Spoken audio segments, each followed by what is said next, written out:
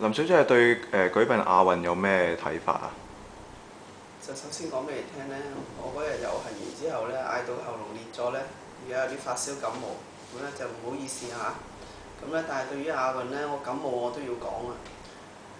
民政事務局咧，佢唔應該咧攞住我哋啲窮人嗰啲錢咧，攞嚟咧係俾佢自己一個